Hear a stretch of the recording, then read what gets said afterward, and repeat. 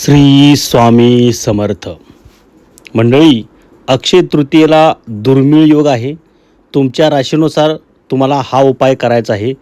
त्यामुळे तुमच्या जीवनात आनंद येणार आहे, संसारामध्ये संपत्तीमध्ये भरभराटी येणार आहे.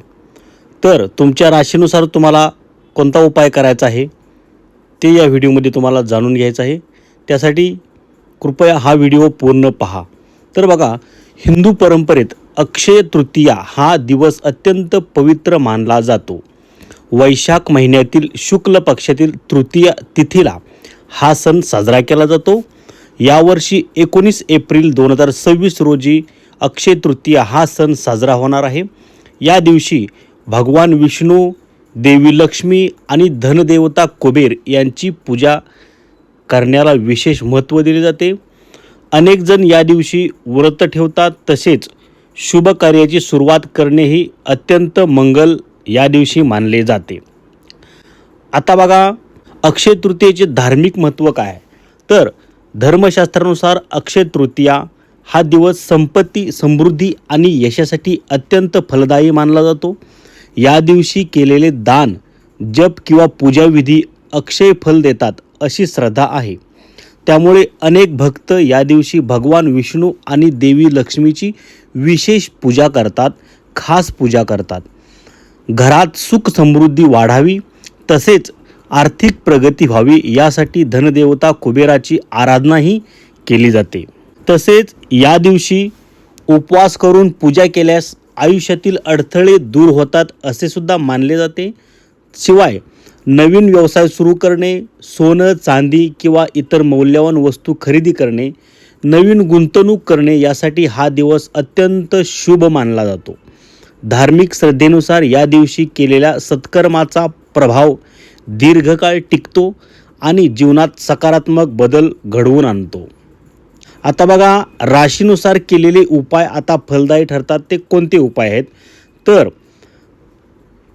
अक्षय तृतीयेच्या दिवशी आपल्या राशीनुसार काही दान किंवा उपाय केल्यास विशेष लाभ मिळतो अशी ज्योतिषशास्त्रातील मान्यता आहे.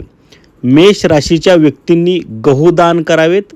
सायंकाळी तुळशीच्या झाडाखाली तुपाचा दिवा लावावा. वृषभ राशीच्या लोकांनी दुधापासून तयार केलेली मिठाई किंवा दूध दान केल्यास त्यांच्या कुंडलीतील चंद्रग्रह मजबूत होतो. मिथुन राशीच्या लोकांसाठी हिरवे मूग दान करणे अत्यंत शुभ मानले जाते आणि यामुळे बुध ग्रहाची कृपा लाभते.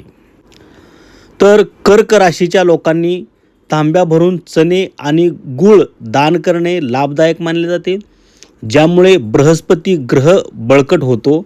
सिंह राशीच्या व्यक्तींनी गरजू व्यक्तीला काळ्या रंगाची छत्री दान करावी, त्यामुळे ग्रहांची स्थिती अनुकूल राहते. कन्या राशीच्या लोकांनी एखाद्या ब्राह्मणाला किंवा गरजू व्यक्तीला खीर देऊन भोजन करणे पुण्यदायी मानले जाते. तुळ राशीच्या व्यक्तींनी चपला किंवा बूट दान केल्यास शुभ परिणाम मिळतात. तर वृश्चिक राशीच्या लोकांनी धनदेवता कुबेराची पूजा करून केळी दान करावीत, ज्यामुळे गुरुग्रहाची कृपा लाभते. धनु राशीच्या लोकांनी चणाची डाळ दान केल्यास देवी लक्ष्मीची कृपा राहते. मकर राशीच्या व्यक्तींनी कपडे किंवा धान्य दान केल्यास मनोकामना पूर्ण होण्यास मदत होते. कुंभ राशीच्या लोकांनी चणे किंवा गूळ दान केल्यास आर्थिक अडचणी कमी होतात. आणि शेवटी मीन रास आहे. मीन राशीच्या लोकांनी चणे किंवा गूळ दान केल्यास बृहस्पती देवाची कृपा लाभते. अशा पद्धतीने कोणत्या राशीने काय दान करायचं आहे, कोणता उपाय करायचा आहे ते आपण या व्हिडिओमध्ये पाहिलेलं आहे.